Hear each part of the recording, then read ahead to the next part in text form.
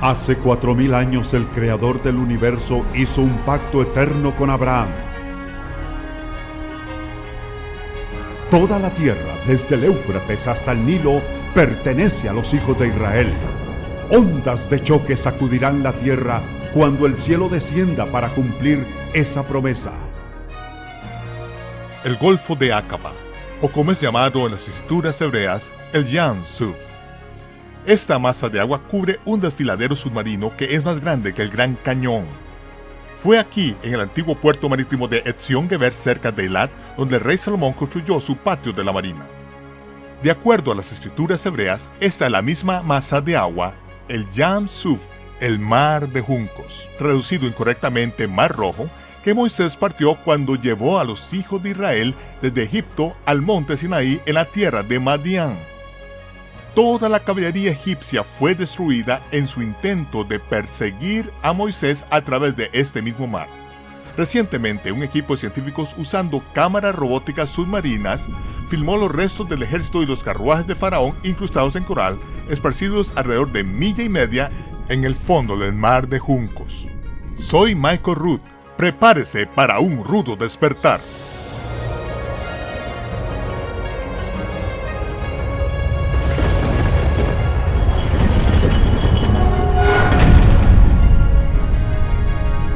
Prepárese para un rudo despertar. Con ustedes, Michael Root.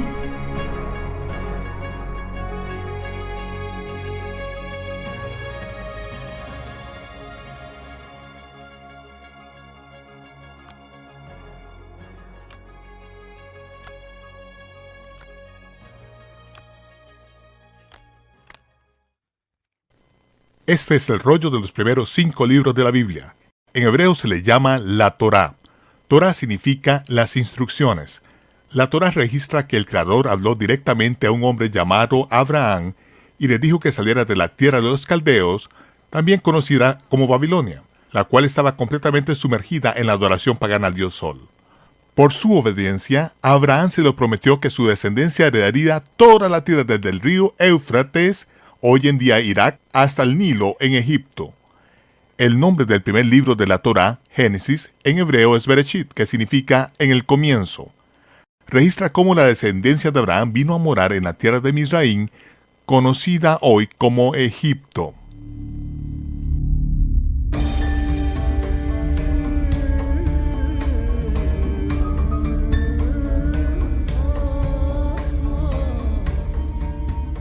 Joseph, uno de los 12 hijos de Jacob, el nieto de Abraham, tuvo 2 sueños proféticos que causaron gran resentimiento entre sus hermanos. Con la intención de matarlo al principio, en vez de eso sus hermanos lo vendieron como un esclavo a mercaderes madianitas que a la vez vendieron a Joseph a los egipcios.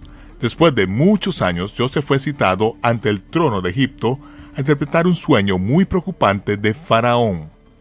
La interpretación de Joseph indicó que habría 7 años de abundancia en Egipto, seguido de 7 años de hambruna mundial. Faraón nombró a Joseph primer ministro de Egipto y lo puso a cargo de la adquisición y almacenamiento de provisiones durante los años de abundancia. Joseph, llamado Imhotep por los egipcios, construyó el enorme almacenamiento de grano y centro de distribución Saqqara. Los años de abundancia y hambruna vinieron, tal como Joseph lo había dicho, y durante los 7 años de hambruna, la riqueza del mundo fluyó en los cofres de Egipto. Joseph fue anunciado como el Salvador de Egipto como Imhotep. Fue elevado a la categoría de un dios.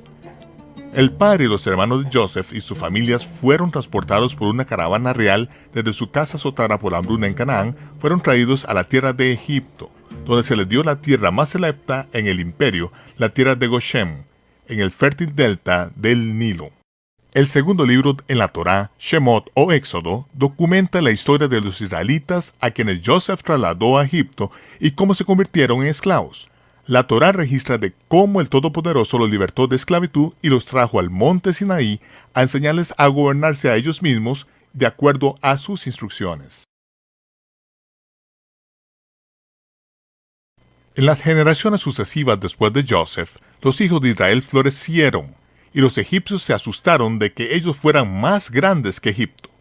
Un nuevo faraón, ajeno a los logros de Joseph, puso a los israelitas bajo el látigo de los amos de los esclavos. En un momento ordenó matar a todos los hijos varones. Uno de esos niños, escondido en un canasto en el río Nilo, fue encontrado por un miembro de la casa real de Egipto.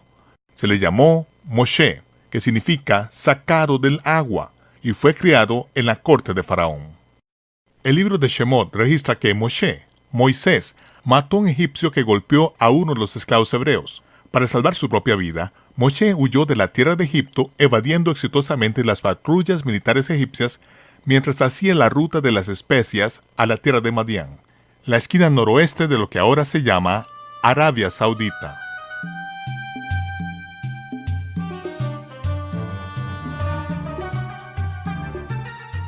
Moisés se convirtió en un pastor en la tierra de Madián, cuidando los rebaños de Yetro, el sacerdote de Madián. Moisés eventualmente se casó con la hija de Yetro, Séfora, y crió a su familia a la sombra del monte Sinaí.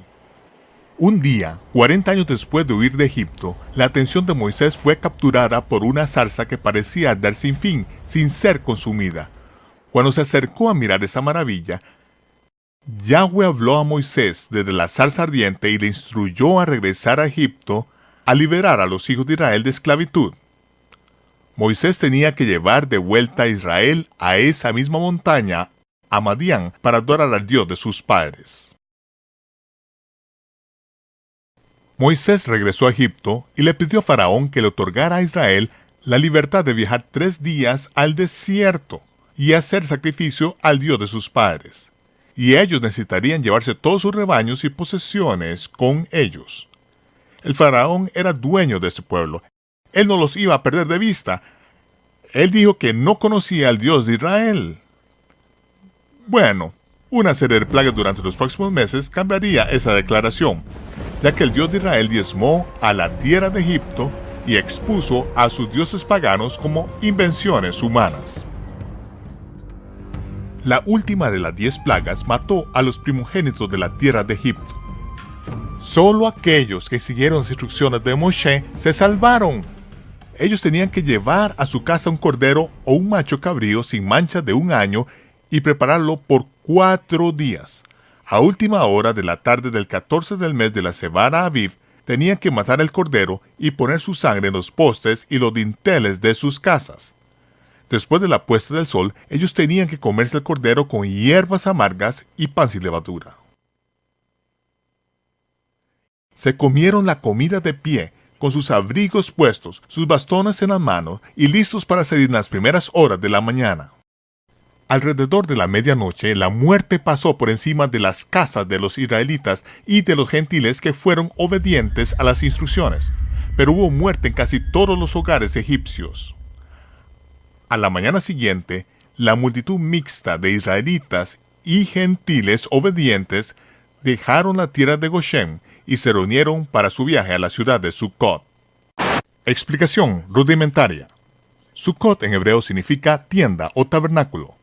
La ciudad de Sucot o ciudad de tiendas probablemente se refiere a las grandes llanuras adyacentes a Sacra, el centro de distribución de granos de Joseph. A los mercaderes visitantes no se les permitía permanecer durante la hambruna en la tierra de Egipto. Ellos tenían que continuar acampando en sus tiendas de desierto, portátiles o sukkahs durante su breve estancia. Esa ciudad de tiendas se conoció por los hebreos como Sucot. Hubiera sido un punto de referencia muy conocido por el pueblo, con una gran llanura para reunirse y su última parada para recoger los huesos de Joseph en la pirámide escalonada de Sacra, donde fue sepultado, cumpliendo así con su juramento hecho a Joseph 400 años antes de que cuando Elohim los visite, seguramente llevarán mis huesos de este lugar. El camino del éxodo de Israel siguió la ruta comercial establecida a Madián, que cruzó el área de los lagos amargos seguido de la costa oriental del Golfo de Suez, y luego se corta de un puerto de montaña directamente en el corazón del desierto de Sin. Cuando Israel huyó de Faraón, viajaron de día y de noche. Fueron protegidos del calor del sol del desierto por una nube en el día y eran calentados por una columna de fuego durante la noche. Faraón fue informado por los centinelas a lo largo de la ruta comercial que Israel había huido. Él sabía que habían dejado la tierra de Goshen, pero los 3 días que él había permitido que viajaran había expirado y simplemente siguieron su camino. Y era obvio para Faraón que no tenían intención de regresar a construir sus ciudades de tesoro. Faraón ordenó un asalto montado con la esperanza de alcanzar a Israel antes de que se escaparan a la tierra de Madián. En lo que Faraón se acercaba por detrás, Israel tuvo problemas en su frente oriental. Los filisteos controlaban la ruta comercial del territorio norte del Yan Suf. El pueblo estaba demasiado cansado para enfrentar a los filisteos en batalla, así que Yahweh le dijo a Moshe: gira y acampa junto al mar en Pijahirot. Faraón dirá: los hijos de Israel están atrapados en la tierra. A medida que Israel se dirigía al sur cerca de Tan, entraron en el laberinto de torsión de un lecho seco del río conocido como Wadi Watir. Las montañas formaban paredes de miles de pies a cada lado del camino. Estaban literalmente atrapados en la tierra. No había manera de salir hasta que llegaran a Pijahirot, que significa la boca de los cañones, a la orilla del Yan Suf. Mientras Faraón se acercaba a esta ruta muy familiar para el puesto militar de Migdol, él sabía que tenía a Israel acorralada. Israel logró llegar a la playa, a lo que ahora se llama Nueva, y acamparon allí. Entonces escucharon el estruendo de los carruajes provenientes de la quebrada de la cual acababan de pasar. Al sur, a las montañas, se encontraba con el mar chocante, era intransitable. Al norte, el puesto de avanzada militar egipcio de Migdol hacía imposible retroceder hasta la costa. A su frente, Baal Zephón, en la tierra de Madián, que se establece a lo largo de 8 millas de agua, y la caballería egipcia estaba ahora a su puerta trasera. Como el faraón dio la orden de ataque, una bola de fuego del cielo separó el ejército de Faraón del campamento de Israel. Durante la noche, la columna de fuego mantuvo el ejército de Faraón en la bahía mientras que un fuerte viento rasgaba los cielos. A primera luz de la mañana, Israel se despertó con un camino de tierra seca que condujo por en medio del mar. Apenas a 100 metros del litoral, el fondo del mar desciende bruscamente en un abismo de 5.000 pies de profundidad bajo el agua, cerca de 1 milla en línea directa. Esta es la Gran Incisión, una fractura en la corteza terrestre que se inicia en el Mar Muerto y continúa por 3.000 millas en el continente africano. Si se quitara el agua, seguiría siendo imposible cruzar este abismo que es tan ancho y profundo como el Gran Cañón en Arizona. Pero al sur de aquí, en la playa donde Israel acampó, un puente de tierra bajo el agua se inclina suavemente a un ángulo de 6 grados que se nivela alrededor de 900 pies y luego aumenta gradualmente para satisfacer la costa occidental de Madián. Durante la Guerra de los 6 días en 1967, Israel capturó esta tierra en dirección al río Nilo, tal como fue prometido a Abraham. El cuerpo de ingenieros del ejército israelí estaba construyendo esta ruta para ayudar a patrullar sus tierras recién adquiridas cuando un arqueólogo aficionado de Estados Unidos, Ron Eldon Wyatt, encontró esta columna repleta de agua en la orilla. No había inscripciones legibles, y no se sabía cuántos siglos se había estado erosionando en la playa. Pero esta gran columna era inequívocamente fenicia en su estructura, que data de la época del rey Salomón, quien construyó su patio de la marina en este cuerpo de agua a unas 40 millas al norte de Nueva. Los ingenieros del ejército trajeron una gran grúa y pusieron esa columna con concreto de vuelta a la orilla del agua. Un año más tarde, una misión de reconocimiento encubierta de la orilla opuesta en Arabia Saudita encontró una columna idéntica que sigue en pie. En ella estaban los restos legibles de inscripciones del paleohebreo antiguo, las palabras Faraón, muerte, Misraín, Egipto, Rey Salomón y el nombre sagrado Yod-Heh-Vav-Heh, Yahweh. El rey Salomón, el hombre más sabio que haya vivido, sabía exactamente dónde los hijos de Israel habían hecho su escape hace tan solo 500 años antes, y así él estableció columnas para recordar el cruce del Yan Suf. Después que los hijos de Israel cruzaron el mar hacia las costas de Madián, la columna de fuego se disipó, y el ejército de Faraón siguió el camino abierto a través de las aguas partidas, justo antes de que los carruajes de carga alcanzaran a los rezagados que ascendían la orilla opuesta. Yahweh miró desde los cielos y rompió las ruedas de los carruajes. Las paredes de agua de 900 pies colapsaron y aplastaron al ejército del faraón, ahogándolos en el mar. Este relato abreviado del Éxodo en la Torá calza en la historia confusa de Egipto. Para entender la egiptología moderna, necesitamos entender la historia de Egipto primero. Después de que Alejandro Magno conquistara Egipto, uno de sus sucesores, Ptolomeo Filadelfo, comisionó a un sacerdote egipcio llamado Matenón a hacer una reseña histórica de su nación. En su versión glorificada del pasado de Egipto, Matenón reportó que los dioses gobernaron Egipto durante 28.000 años. Después de eso, los hombres gobernaron Egipto por 30 dinastías. Las dos copias más antiguas de esta historia para sobrevivir difieren en más de 1.500 gobernadores antiguos de Egipto. Es obvio que esta historia no fue considerada lo suficientemente genuina para copiarla con exactitud. ¿Usted cree que por 28.000 años los dioses gobernaron Egipto? Sí, cómo no. Pero hasta la fecha, la egiptología moderna aún sigue basándose en esa explicación de cuentos de hadas del pasado egipcio. Algunas personas necesitan creer en Santa Claus. Ptolomeo también pidió la historia de los israelitas bajo su jurisdicción. Tomaron su petición un poco más en serio y envió 72 rabinos a Alejandría, Egipto, donde ellos tradujeron cada palabra de las escrituras hebreas al lenguaje griego. Este documento, conocido hoy como la Septuaginta, no está exento de errores, pero cada palabra se puede comparar con la de la Torá, que ha permanecido inalterada durante más de 3.400 años. Muchos historiadores y teólogos basan sus interpretaciones de la historia egipcia antigua en la redención grandiosa de uno de los antiguos sacerdotes egipcios, mientras ignoran la exactitud de la Torá y la Septuaginta. Para sumarle a este error, Helena, la madre de Constantino, mientras estaba en una misión para encontrar nuevos ídolos para adorar, declaró que el monte Sinaí está en la península de Sinaí, en Egipto. Disculpen por esta ruda interrupción, pero las escrituras claramente declaran que el rey Salomón construyó una armada de barcos en Epsion-Geber, que está junto a Elat, en la orilla del Yam Suf, o mar de juncos. Estamos justo al sur de Elat, en la costa de Epsion-Geber, y yo estoy en el Yam Suf, o mar de juncos. ¿Por qué es tan difícil determinar la masa de agua donde Moshe cruzó? La Biblia solo nos da una opción, y esa se refiere. Ya sé que Constantino la habría descomulgado por dar a entender a su madre que eligió el lugar equivocado para el monte Sinaí. Pero Constantino está muerto. Y también están las tradiciones que han esclavizado a nuestras mentes a la idiotez de tal manera que no podemos ni siquiera leer el texto de la Biblia y pensar por nosotros mismos. Tengo que conseguirme uno nuevo de estos. Rab Shaul, que era un maestro de las escrituras hebreas, declaró que el monte Sinaí está en Arabia. Él debe saber, a diferencia de Helena, ya que él en realidad vivió en Arabia. A pesar de que ningún artefacto arqueológico justifica la declaración de Helena, los teólogos cristianos han insistido que la Biblia debe estar errada, en lugar de la tradición de la Iglesia. Los eruditos judíos reconocen que el Sinaí de Helena es una invención romana sin fundamento en la realidad.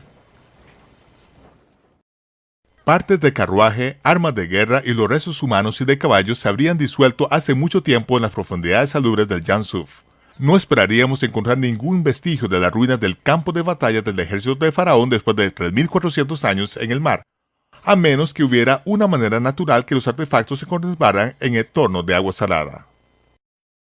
El coral no comienza a nacer en la arena o limo. Son organismos vivos que deben tener un objeto sobre el cual se adhieren y nutrientes con los cuales crecer. Una característica única del coral de agua salada le permite adherirse a un artefacto sumergido, a derivar nutrientes del objeto en descomposición y a crecer de tal manera que se adhieren sobre la forma del propio artefacto. A falta de la alimentación continua, el coral muere y deja formado un depósito mineral único. El Dr. Leonard Muller, un científico del Instituto Karolinska en Estocolmo, Suecia, que otorga el Premio Nobel en el campo de la ciencia, y un equipo internacional de biólogos de investigación dirigido por Viveka Pantian, trajo equipo científico moderno hasta el sitio del cruce del Mar de Juncos en la primavera del año 2000. Muller y Pantian se mostraron escépticos al principio, pero se interesaron en el proyecto después de ver la evidencia de una exploración previa del sitio. Lo que encontraron esparcido en el fondo del Mar de Juncos ha sacudido a la comunidad religiosa y científica. Cámaras montadas en submarinos de control remoto revelaron partes de carruajes incrustadas en coral, restos humanos y de caballos esparcidos en el campo de batalla en el fondo del Mar de Juncos. Ángulos de 90 grados rara vez se presentan en la naturaleza, pero aquí, en el puente de tierra bajo el agua, un gran número de extrañas formaciones de coral presentan las características de las cabinas de los carruajes, las ruedas de los carruajes de 1 metro de diámetro adheridas a los ejes rotos y cientos de artefactos de coral en el que altos niveles de hierro aún pueden ser detectados por los magnetómetros. Prueba científica de que este coral se ha adherido a sí mismo a los artefactos metálicos que dan a luz a este depósito de chatarra bajo el agua. Numerosos artefactos circulares evidenciando una circunferencia de hierro están dispersos de manera aleatoria en el campo de batalla bajo el agua.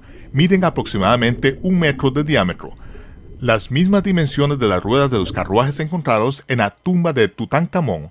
Algunas están reposando en el lecho marino cerca de lo que parecía ser cabinas de carruajes solitarios, otros están adheridas a ejes rotos y otros de pie en una base de coral circular de 1 metro con un eje vertical del mismo ancho de un carruaje egipcio y están coronadas con otros círculos de coral de 1 metro de diámetro.